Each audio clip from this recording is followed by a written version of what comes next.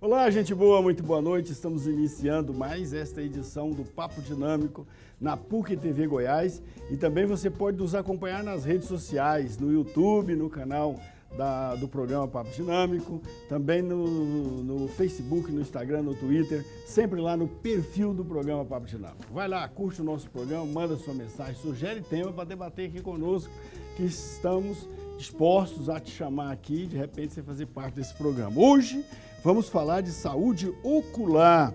Estamos aqui com a doutora Luciana Barbosa Carneiro, oftalmologista, especialista em retina, vítreo e uveíte. E também com o doutor Carlos Gonçalves Pereira. Os dois são oftalmologistas especialistas em retina e vítreo. O uveíte você não é especialista não, né, doutor? Não, doutor eu Carlos? sou especialista em catarata também. Catarata também. Parte de uveíte, temos aí vários profissionais em Goiânia, que nem a doutora Luciana, minha esposa, a doutora Letícia. Excelente.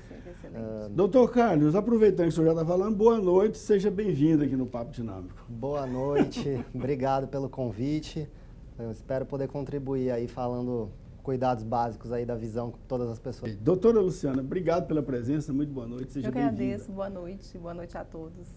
Escuta, quais os cuidados essenciais que a pessoa tem que ter para a saúde dos olhos, doutora? O primeiro cuidado seria a consulta anual com o seu oftalmologista. Então, a saúde ocular ela é muito importante, mas se você não for uma vez por ano ao seu oftalmologista, você não vai conseguir detectar as principais causas de cegueiras. E se você detecta precocemente, você pode tratar e ficar livre daquele incômodo que você está sentindo.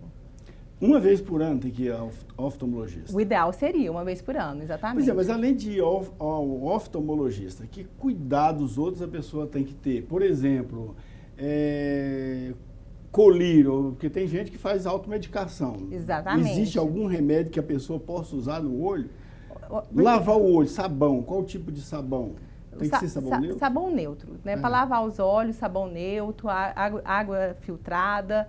Né? Não usar de forma alguma água boricada, porque causa muita alergia. Usar o soro fisiológico, se for usar o soro fisiológico, de um dia para o outro ele perde em ar ambiente. Na geladeira dura uma semana.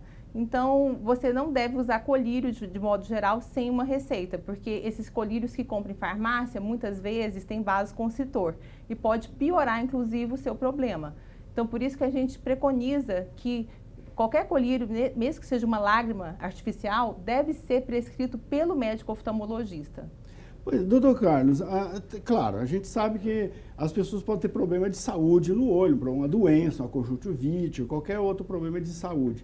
Mas mesmo uma pessoa saudável, ela pode prejudicar a visão se ler, por exemplo. Pelo menos me falavam isso, que tinha que ler com a iluminação adequada. Dependendo do tipo de alimentação que a pessoa tem, pode ser prejudicial também a visão, não pode não? Sim, o olho ele vai ser prejudicado, por exemplo, com um uso muito frequente de eletrônico, principalmente em criança. Isso pode estar associado à indução de miopia, por exemplo. Você ficar muito tempo em tela de computador, ar-condicionado, ambiente muito seco, vai dar no final do dia aquela sensação de desconforto, de ardência. Então, a gente pode ter alguns cuidados, como, por exemplo, sair no sol, usar um óculos escuro, mesmo que o tempo estiver nublado, porque tem raios ultravioletas que podem atrapalhar e prejudicar a nossa saúde ocular. Então, mesmo que esteja nublado, o tempo é recomendável usar um óculos de sol? Perfeito. Ah, ok. E também, assim, a gente falou de leitura e tal, mas tem gente que gosta muito de noitada, passa a noite na festa. Isso também compromete a visão, a pessoa passar a noite sem dormir? O sono ajuda a preservar, digamos, a saúde dos olhos? O sono ajuda a preservar a saúde do corpo todo, inclusive dos olhos. E a maioria das vezes, quando passa, vamos dizer assim, a noitada, né, fora de casa, em ambiente com ar-condicionado, às vezes cigarro, e a pessoa pode ter o olho ressecado. Então, o ideal é evitar tudo isso, né? E quem trabalhar em ar-condicionado também, tentar ligar um umidificador junto para poder melhorar a umidade do ambiente, já que a umidade aqui, nossa, ela é muito baixa, igual o deserto, igual o Dubai, ou às vezes até menos, né? Então, é importante ter esse ambiente mais úmido para poder melhorar a umidificação do ambiente, sua lágrima evaporar menos e melhorar a qualidade da sua lágrima, inclusive. Ok, alimentos adocicados interferem na saúde dos olhos? Bom, muito doce, por exemplo, refrigerantes, doces que as pessoas comem, sorvete, isso pode interferir na saúde dos olhos? Quem come muito doce pode ter alteração metabólica, né, do corpo todo e ficar, inclusive, diabético.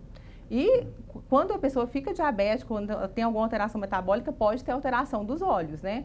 Aquele ditado que fala que o olho é o espelho da alma, né? Acaba sendo realmente. Então, a gente tem uma transparência nos olhos que nos permite examinar a microcirculação da retina e, examinando, a gente consegue ver essas alterações, né? Em pessoas que têm doenças, né, tipo reumatismo, doenças infecciosas, tipo sífilis, AIDS, e quem tem também alteração metabólica, né? Quem tem diabetes, quem tem pressão alta, dá alteração na retina. Então, o açúcar, ele não é recomendado para a saúde. O que não é recomendado para a saúde do corpo também não é recomendado para a saúde do olho. O açúcar, então, é um mal para a saúde humana? Para qualquer saúde de animal? O açúcar, ele vicia 50 vezes mais do que a cocaína. A minha filha não dava comida doce para cachorro, né? Então, eu imagino que para qualquer animal o açúcar é péssimo. Porque os animais também podem ficar diabéticos. Né? Inclusive, esses micos que ficam soltos nos parques, recomenda-se que não dê alimento para eles, que eles também podem ficar diabéticos. Eu vou fazendo as perguntas aí, que eu acho que os dois são especialistas no mesmo assunto quase, então, de repente, os dois respondem, um que achar melhor responde. O Dr. Carlos, ele faz muita cirurgia de catarata e essa parte de catarata refrativa também, né? Ele faz também. Pois é, qual é a frequência de gente que tem catarata em Goiânia? Bom, catarata, na verdade, é uma questão de idade. É lógico que tem doenças que vão acelerar a catarata, mas se você viver o suficiente, você vai desenvolver catarata. Então, é muito raro a gente chegar uma pessoa com 70, 80 anos e não ter algum tipo de opacificação do cristalino. Já vai ter algum comprometimento. O cristalino, que é uma lente que a gente tem dentro dos nossos olhos, na verdade, a gente já vai sentindo o cristalino disfuncional a partir dos 40, 50 anos, quando a gente começa a perceber que a leitura já não está tão boa, que está precisando esticar o braço, está com o famoso braço curto que o pessoal fala. Isso, na verdade, já é essa lente que já está perdendo um pouco as propriedades dela de ajudar, de mudar o grau e ajudar a gente na hora da leitura. Então, alguma disfunção do cristalino a gente vai ter. A catarata, que é a opacificação do cristalino, a gente vai atingir se a gente chegar em determinada idade. E assim como vocês estavam citando questões alimentares, um paciente, por exemplo, com diabetes, ele tem uma catarata acelerada. Então, vai aparecer a catarata mais precoce nesse paciente. Uso indiscriminado de colírio, que foi outra coisa que a gente conversou aqui, colírio corticoide, que é vendido em qualquer farmácia sem necessidade de nenhuma receita médica, se usado de maneira indiscriminada, ele pode levar a catarata, pode levar a glaucoma. Então é por isso que a gente evita. Esse medicamento à base de corticoide, ele é comum não só em colírio, né? Em outros tipos de Perfeito. Remédio. Afeta os outros tipos de remédio também? Afetaria a visão? Se a gente for pensar, por exemplo, num paciente asmático ou num paciente... spray para nariz. Sim. Todo tipo de corticoide ele vai ser absorvido pelo nosso corpo como um todo e vai ter um efeito, sim, ocular. Então, por isso que a automedicação é desaconselhada. Agora, a cirurgia, ela repara a deficiência visual? Só melhora? Como é que é? É possível a pessoa que teve um problema... Porque a gente vê assim, por exemplo, eu uso óculos. Fui lá no oftalmologista, me receitou óculos, eu fui lá e pus os graus aqui, estou usando. É possível em algum momento fazer algum tratamento e corrigir, digamos, essa falha, essa deficiência que me levou a usar óculos? É possível. A gente tem, lógico, dependendo da idade do paciente, um tratamento mais adequado, por isso que tem que consultar o oftalmologista, mas existem tratamentos sim para a gente ficar mais independente dos óculos. Eu falo para os meus pacientes que, é lógico, quando você tem os seus 60, 70 anos de idade, não adianta você imaginar que depois de uma cirurgia você vai ter aquela sua visão de 18 anos, mas a gente consegue deixar você mais independente dos óculos sim. A partir de certa idade, a partir de quando a pessoa começa a ter problema? Tem gente que já nasce com problema visual, né? Com deficiência. O que é uma pessoa normal, visualmente falando? Nós temos a medida, né, da visão, que nós temos aquela tabela que a pessoa consegue ler a determinada distância. Desde aquela letrinha miudinha, ela tem a visão normal e através do exame oftalmológico você também consegue ver se todas as estruturas estão normais. Mas quando a pessoa nasce, ela pode ter problema quando a criança é prematura, que tem que fazer o exame bem precoce, às vezes até cirurgia, até laser. Né? Então, uma pessoa normal, então, aquela que consegue ler as letrinhas lá desde pequenininho, começa a ler, e a partir de quando, normalmente, ele começa a ter problema de... 40 anos. 40 anos é uma data, eu acho que é para tudo, né? Se ele passar de 40 enxergando com as letrinhas miudinhas, não vai precisar de óculos. Não, vai enxergar de longe, mas de perto já vai ficar difícil. Então, depois de 40 anos, o que acontece? A gente tem uma lente dentro do olho que chama cristalina. Tá, aqui tem um olho aqui, doutora. Vamos ilustrar aqui no olho. Aqui. Então, eu acho que dá para mostrar. Então, nós temos uma lente dentro do olho que ela fica nessa região, que ela é igual um cristal, que ela chama cristalino. E ela é côncava? Exatamente. E ela foca longe e perto, igual uma máquina fotográfica. Perfeito. E depois dos 40 anos, o que acontece? Vai focando menos. Aí 45, foca menos ainda. E o grau vai aumentando para perto, né? Até chegar aos 60, 70, que ela vai turvando, vai opacificando, que aí vem a catarata. Aí na cirurgia tira essa lente e coloca uma lente artificial, né? Existem vários tipos de lentes e vários cálculos para esse tipo de lente. Coloca uma lente artificial dentro do olho? Dentro do olho, para substituir aquela lente natural, exatamente. Antigamente, quando não existia essa lente, a pessoa tinha que usar aquele óculos muito grosso, aquele óculos que parecia no meu caso, eu uso um óculos externo aqui. Exatamente. Substitui não, ele corrige a distorção que eu tenho, né? Exatamente. Para longe e para perto. Para perto seria esse foco que vai ficando Agora, pior. Tem o óculos que enxerga perto, tem o que enxerga longe, tem o que enxerga perto e longe, tem o multifocal. Qual é o mais recomendável? Depende da atividade do paciente, né? Cada paciente tem um tipo de atividade e vai preferir aquele tipo de óculos. Por exemplo, o multifocal não comprometeria,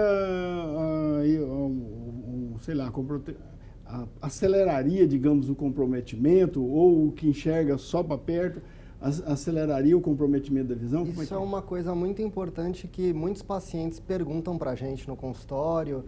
Poxa, se eu usar o óculos bastante tempo, eu vou melhorar o meu grau, ele vai desaparecer? Ou então, se eu usar bastante, a minha dificuldade vai aumentar?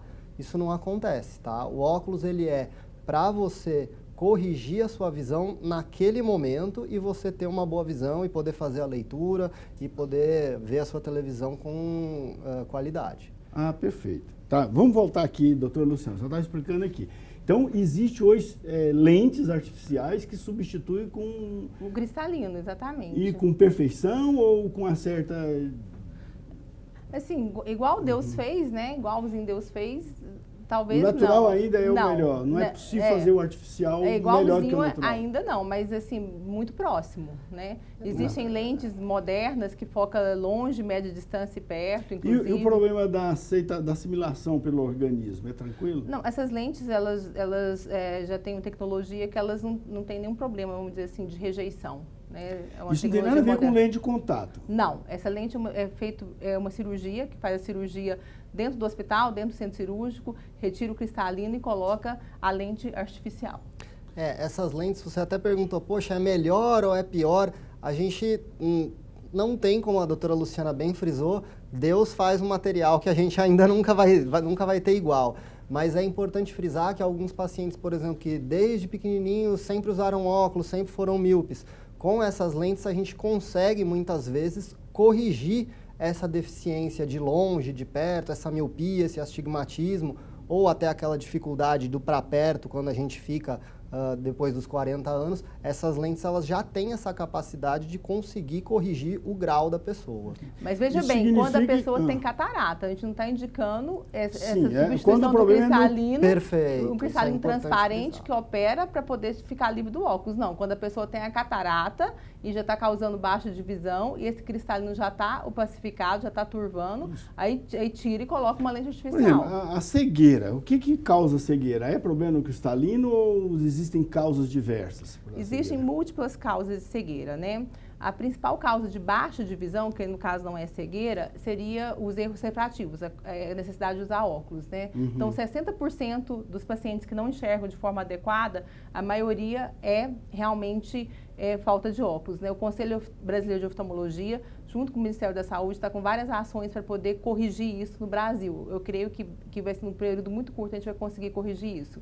Agora, a causa de cegueira, né, seria o glaucoma, que é a pressão alta dos olhos, que a pessoa vai, a pressão vai matando o nervo da visão, né, que o nervo que liga o olho ao cérebro. Então, na verdade, enxerga no cérebro. Então, esse nervo morre e não tem mais o que fazer. Existem vários trabalhos pesquisando célula-tronco, tipo de Doutora, retina, mas pode causar cegueira. Veja bem, a gente vê que aqui tem um olho e tem vários, isso aqui, esses risquinhos aqui, o que é isso? É veia? Esse aqui é a nervo? retina. É a retina. É a retina. É o que enxerga. Sim, Eu não, falo mas que esses...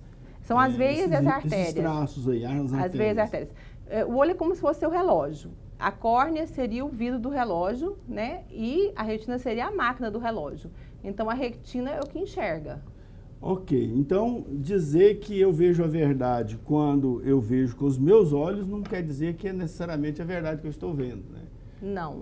Porque é o cérebro que está vendo, É o não, cérebro, o exatamente. olho está sendo só o meio, né? Através Exatamente. do qual a Inclusive, imagem essa chega. tecnologia mais moderna que está fazendo esses tipos de retina é para enxergar no cérebro. Uma pessoa que já teve aquele cérebro, que já enxergou no passado, que já teve aquele cérebro estimulado, então ela vai poder voltar a enxergar colocando uma câmera no óculos e enxergar no cérebro. Que legal, uma câmera que substitui o olho. Exatamente, tem vários estudos nesse sentido. Olha, tá vendo? Então, no aí, ó? futuro próximo, podemos ter isso. Em primeira mão aqui, eu acho que nem a CNN soltou uma notícia dessa, que tem alguém pesquisando um olho artificial para levar a imagem direto para o cérebro sem Exatamente. passar pelo olho. Então, quem não tem olho, perderia o olho num acidente, poderia Sim, quem já enxergou uma vez, Enxergou porque uma o cérebro vez, tem que ser isso. estimulado, né? Sim, sim. No mamífero, se, por exemplo, um ratinho que nasce, se eu tampar o olho dele, ele não vai enxergar.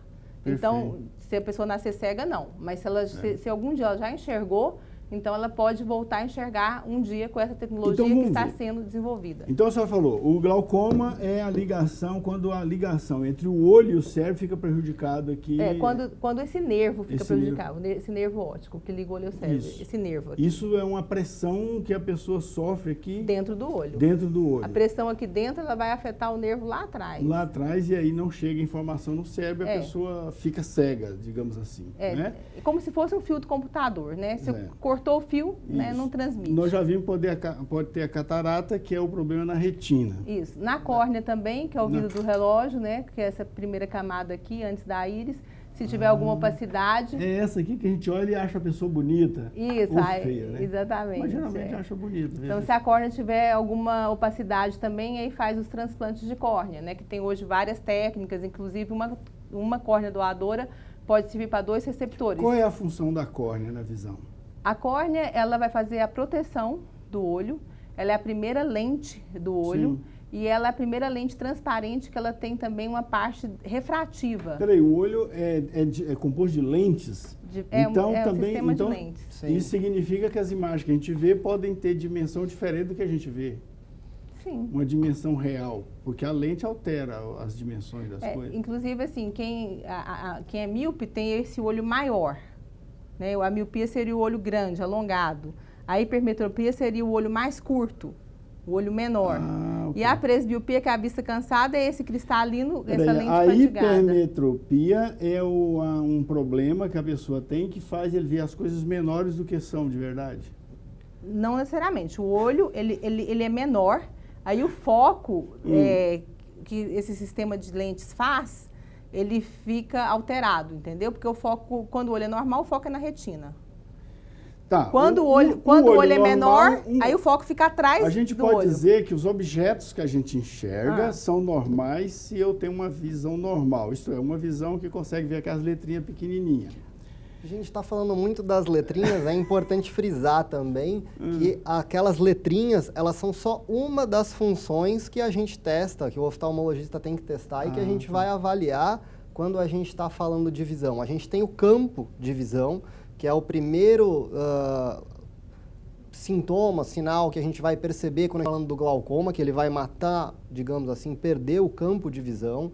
A gente tem outras funções como é a sensibilidade ao contraste, conseguir não só discernir um preto no branco, mas tons de cinza no branco. Então a função visual a gente fala muito, se baseia muito nas letrinhas, porque, por exemplo, ela está na nossa legislação para a gente poder dirigir, para poder ser habilitado. Mas ela é apenas uma função da visão. Outra seria, por exemplo, a função de cores. O consultório do oftalmologista está estruturado para fazer todos esses testes? Inclusive das cores, se a pessoa é capaz de detectar as cores com precisão? Sim, deve estar. Recentemente eu fui no oftalmologista. Depois de algum tempo, eu confesso aqui meu relaxo, mas tive que ir lá. Até por causa de alergia que eu senti aqui da maquiagem que se faz aqui na PUC TV. Aí fui lá e cheguei lá, fiquei impressionado do tanto de equipamento que tinha no consultório. E aí, eu não sei se ele mediu tudo isso, mas ele me colocou lá em vários aparelhos e olhou no meu olho e tal, e detectou que, enfim, eu tinha uma alergia e que tinha que corrigir a graduação do meu óculos também. Mas é interessante isso saber, porque eu estou questionando isso, para saber se é razoável a gente supor que as pessoas vejam os objetos em formatos diversos. Isto é, o que eu acho que é um tamanho normal pode ser visto por outra pessoa em tamanho diferente.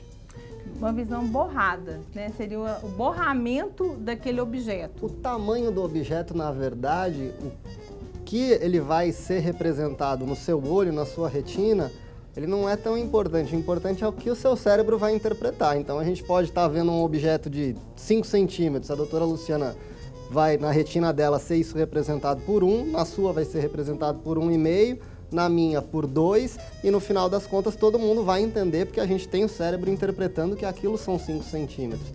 Na verdade, lógico que tem os erros refracionais, mas na nossa retina é um jogo de lentes, como o senhor e a doutora Luciana falaram. Por isso que eu gosto de comparar com uma máquina fotográfica. Doutora, você falava aqui da chama hipermetropia. Sim. Como é que é a hipermetropia aqui, doutora? A hipermetropia seria aquele olho curto, o olho pequeno, né?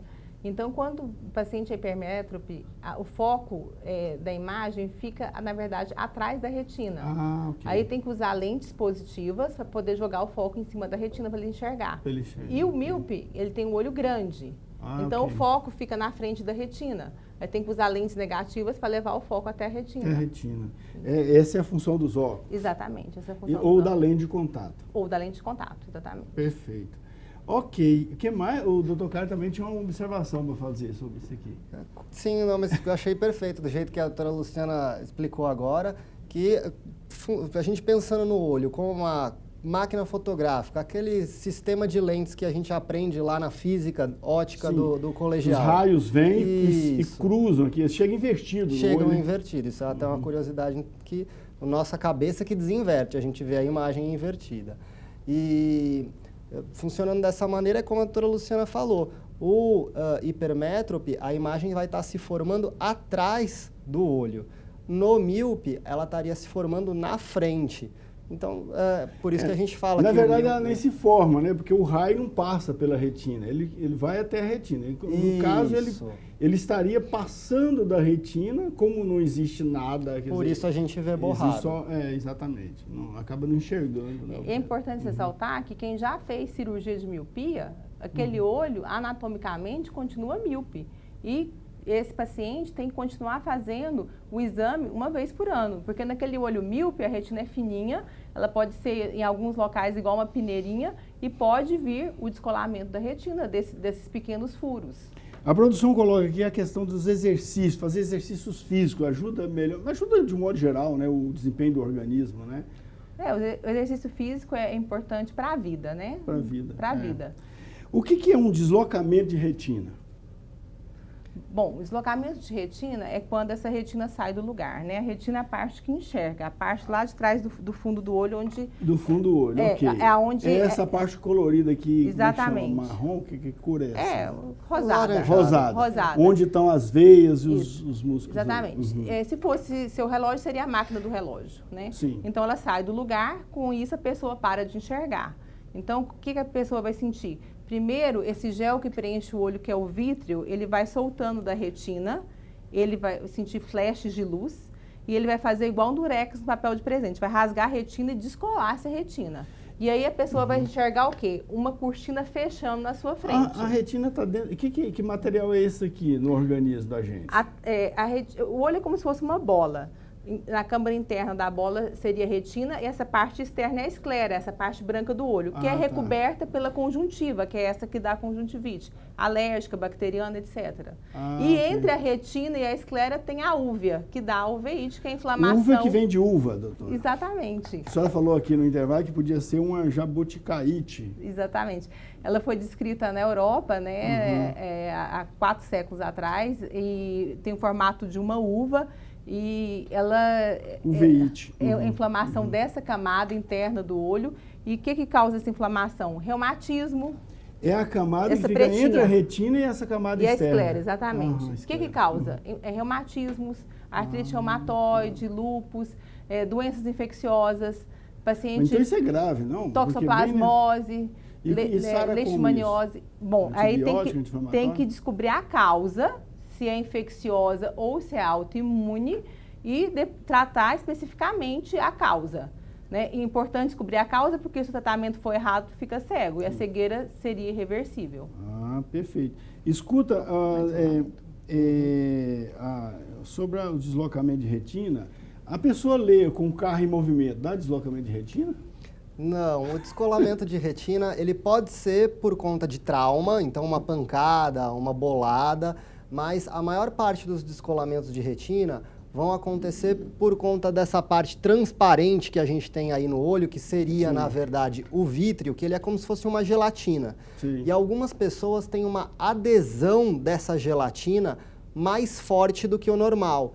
E aí acontece igual a doutora Luciana comparou, como se fosse um durex, que seria o vítreo, puxando o papel de presente, que seria a retina, e rasgando. Sim. A partir desse rasgo, acaba infiltrando líquido lá dentro e aí a retina sai toda do lugar. Então, a maior parte é por conta dessa adesão muito grande do vítreo com a retina. Sim, doutora. Se o olho fosse uma máquina fotográfica, então essa retina seria o filme. Então, é um problema lá no filme. Né? Entendi.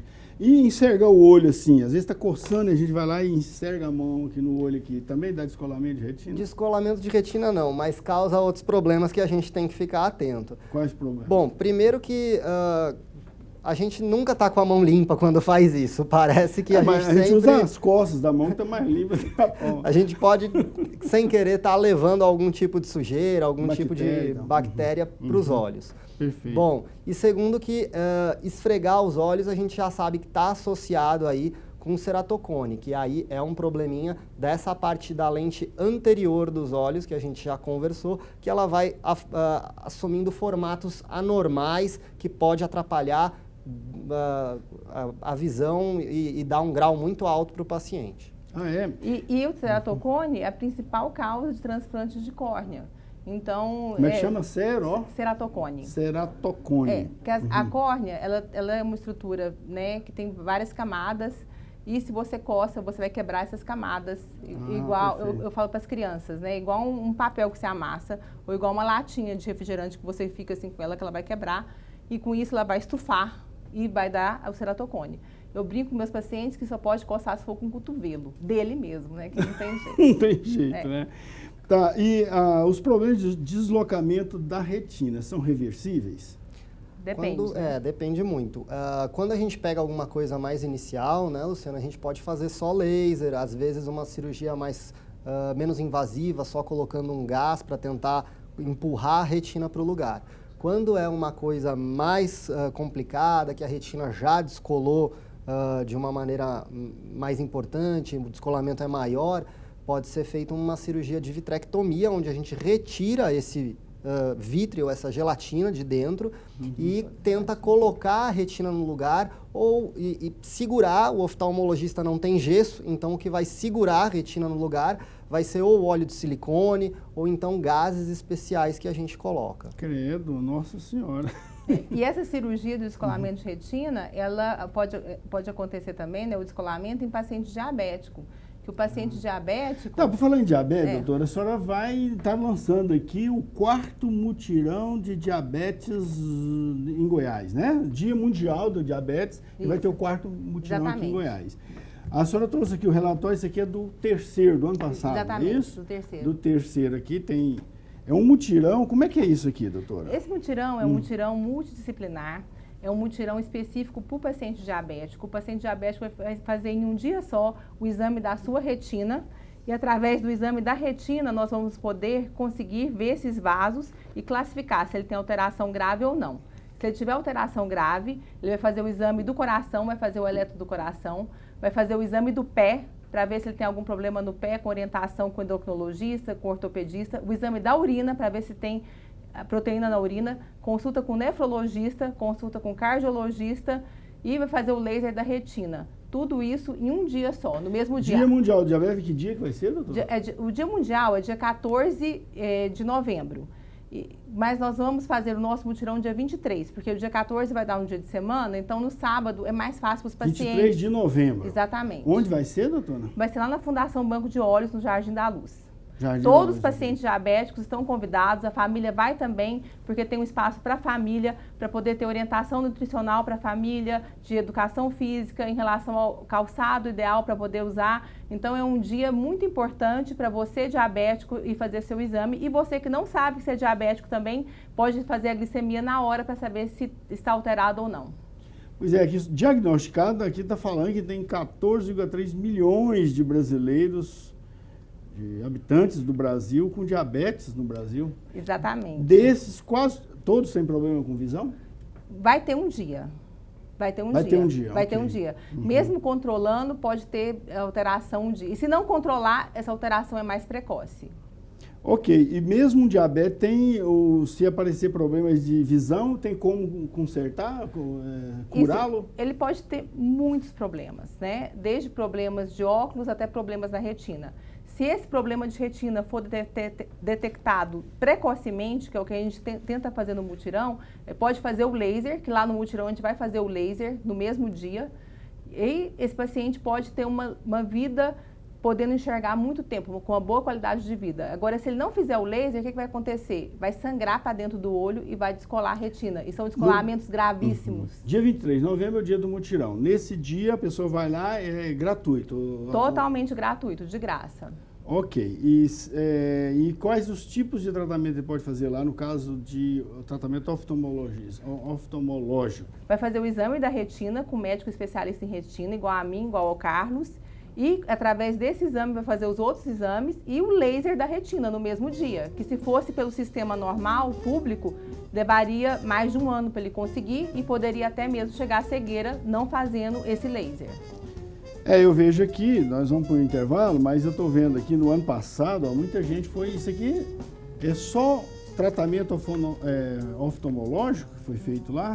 Foi feito também... Esse aqui é o registro da parte oftalmológica. E foi feito também o registro da parte... Não sei se dá para mostrar aí, Carlos, que dá para mostrar aqui, eles fazendo os exames lá, eles levam os equipamentos deles todinho lá. Então que o pessoal compareça lá, dia 23 de novembro, no Fundação Banco de Olhos de Goiânia, Jardim da Luz. Okay? Então, vamos ver aqui. Existe, doutor Carlos, vitamina para melhorar a visão? A gente tomar vitamina para enxergar melhor? Existem vitaminas para a gente tentar ajudar na questão do olho seco, em questão de degeneração da retina, mas é importante frisar que essas vitaminas não devem ser tomadas sem orientação de um oftalmologista. Essas vitaminas, elas são suplementações da nossa alimentação normal e quem não tem, por exemplo, uma degeneração da retina, não deve fazer o uso dessas vitaminas sem antes consultar o médico oftalmologista, especialista em retina, que vai indicar esses tratamentos. Então, o importante é uma alimentação saudável, Agora, suplementação, para tomar comprimido, para tomar específico para visão, só se o oftalmologista indicar. Então, assim, tem algum tipo de alimento que a pessoa comendo ele enxerga melhor?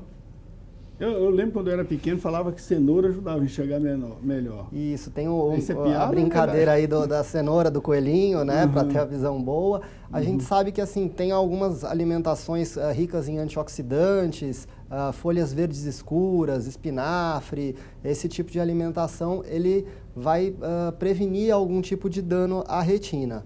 Tá? Mas o importante é uma alimentação saudável como um todo, por conta também do diabetes, que vai se refletir nos olhos, por conta de pressão alta, que pode se refletir nos olhos. Então, é uma alimentação saudável para o corpo como um todo, vai trazer uma saúde ocular adequada também. Gostaria de frisar a importância, né, de não comer fritura. Que a fritura, ela vai... Mas todo mundo fala isso, doutor. Não comer fritura, nutricionista, qualquer médico fala isso. Air fryer. Mas é justamente o que é gostoso. Porque a fritura, além dela alterar o metabolismo, ela predispõe à doença macular relacionada à idade, né? Que é uma das maiores causas de cegueira nos Estados Unidos, em países de primeiro mundo, como a Europa e Estados Unidos. Então, fritura tem que cortar do cardápio mesmo, né? Mas assim, uma carne assada... Assada é melhor, porque a fritura vai na linha contrária do antioxidante, entendeu? Ela vai na linha contrária. Então, a fritura não é boa. E a carne feita naquelas panelas que hoje tem air fry, assim, que assa a carne sem... Menos mal, tira gordura, sem óleo, menos mal. É importante também comer peixe. Né? Nós temos pouco hábito de comer peixe. O peixe é muito rico em ômega 3, que faz muito bem para os olhos, né? E essa questão da cenoura, especificamente, já foi provada que o beta-caroteno que tem na cenoura, em altíssimas doses, que não é o tanto que a gente come, se comesse, vamos supor, como se fosse 3 caminhões de cenoura, que a gente não come isso no dia, né? Ela pode, inclusive, em pacientes que têm predisposição, causar câncer de pulmão. A cenoura, é? Não a cenoura. O beta-caroteno em altas quantidades. Tá. Se fosse extraído da cenoura, concentrado ali. Daí a importância de você não se automedicar com as vitaminas disponíveis aí para suplementação. Isso, e eu estou querendo completar o que o Dr. Carlos falou nesse sentido. E em algumas vitaminas tem esse beta-caroteno, então não é bom para a saúde. Porque quem tem essa predisposição pode ajudar a desenvolver. Os estudos mostram isso. Ok. Então, você vê que os mitos... eles sempre podem dar efeito contrário. Até que as pessoas são muito diferentes umas das outras, né? No mesmo dia, vocês devem atender no consultório uma pessoa que pode tomar um tipo de medicamento e outra que aquele medicamento seria veneno para ele. Ainda mais no Brasil, né? Que nossa população ela é multirracial, né? Então, realmente, aqui no Brasil, cada paciente ele é único. Ele é único, né? E esse trabalho lá de diagnóstico que vocês fazem lá consegue definir e, digamos assim, individualizar o problema do colega inteiramente? Ou sempre vocês têm que agir com base em algum parâmetro, algum tipo ideal?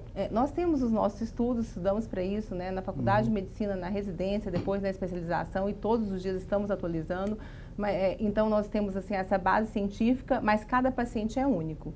Então, para aquele paciente... Se chegar alguém com um problema inédito lá, que não está diagnosticado na literatura médica, vocês estão instrumentalizados suficientemente para detectar, estou diante de um problema que não está descoberto ainda pela medicina e, portanto, é um caso inédito? Hoje em dia é muito difícil a gente pegar alguma coisa inédita. Geralmente você pode pegar alguma coisa que está atípica, não está exatamente como no livro, porque justamente cada organismo responde de uma maneira.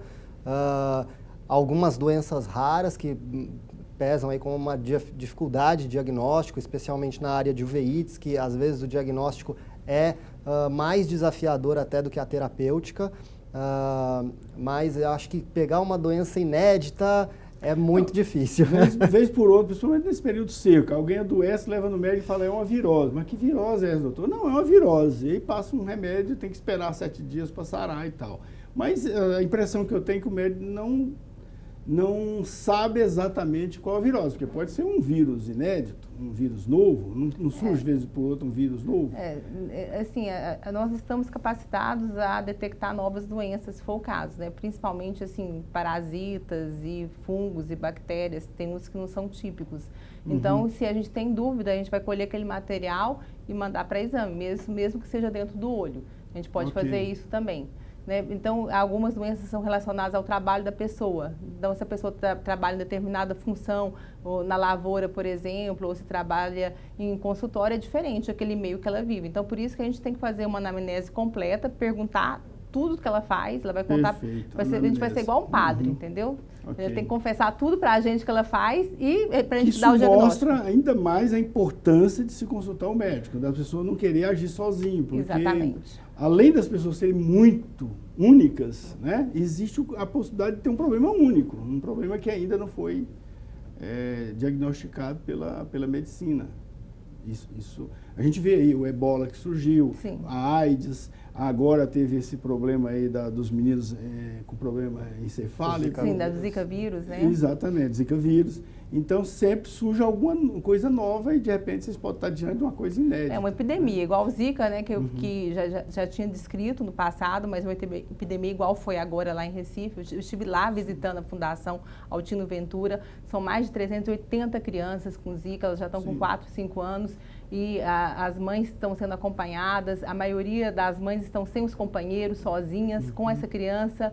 Então, o pessoal lá tem feito um trabalho belíssimo de apoio, não só, né, na saúde da criança, mas também de apoio à mãe. Ok. O doutor Carlos vai participar do mutirão aqui também? Está convocado, né, Carlos? Estaremos lá. Ano passado foi já um sucesso, eu espero que dessa vez a gente atinja aí a meta de 2.000 pessoas. Quantos especialistas comparecem nesse mutirão? Nós estamos em torno de 70 especialistas. De todas as especialidades? Sim. Aí, desde problema de coração, cardiologista, nefrologista, endocrinologista, ortopedista, cirurgião vascular e oftalmologista. E atende a todas as idades aqui, não tem? Diabético. Sim, diabético, de mas todas as idades, sim. Desde criança até o paciente idoso. E se a pessoa tem um problema mais grave que não dá para tratar lá no dia, como é que vocês fazem? Nós encaminhamos. Se for da parte oftalmológica, a gente dá um vale consulta para o próprio hospital. E se não for, a gente encaminha, né, para o CAIS. Ano passado, nós tivemos um caso inédito. Okay. Um paciente foi fazer o eletro, não sentia nada, que o diabético ele pode não sentir nada, ele estava infartando. Ele foi direto para a UTI, conseguimos uma vaga na UTI e nós salvamos a vida desse paciente. Que ótimo. Excelente, é um trabalho bom, um trabalho totalmente voluntário.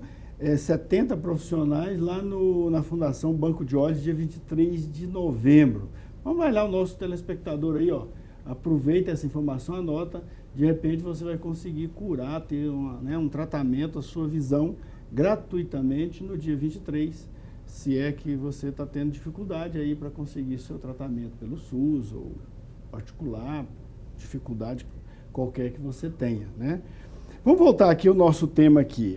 Existe a catarata, vamos voltar a falar da catarata. A catarata, ela pode ser genético, assim, hereditário? O principal responsável aí pela catarata não tem jeito, é a nossa idade mesmo, conforme a gente vai ficando mais velho, mas existem casos, por exemplo, até de crianças, nenê, que nasce com catarata. Então essa, por exemplo, é uma da importância de fazer o teste do olhinho, para a gente detectar doenças como catarata, retinoblastoma, mas existe sim um componente genético da catarata. Tá? Ok. Então, assim, a pessoa, se tem na família alguém que teve catarata, tem uma probabilidade maior de ter catarata? Por exemplo, na criança, com certeza, tá? Uhum. E principalmente a idade, porque catarata vai chegar uma hora que todo mundo vai ter.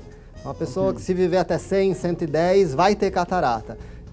Mas a gente percebe que em famílias de pessoas que têm catarata mais precoce, acaba sendo isso para a família toda. Ok, entendi. Gente, infelizmente nosso tempo acabou, temos que encerrar aqui o nosso bate-papo, não porque o assunto encerrou, mas porque o tempo acabou. Então vamos encerrar. Obrigado, doutor Carlos, pela presença aqui. Eu que agradeço. Fico muito honrado com a sua presença, com a sua colaboração e do mesmo modo com a doutora Luciana. Obrigado, doutora. Boa noite. Boa noite. Obrigado. Para você que nos acompanhou, um grande abraço, boa noite e até a próxima.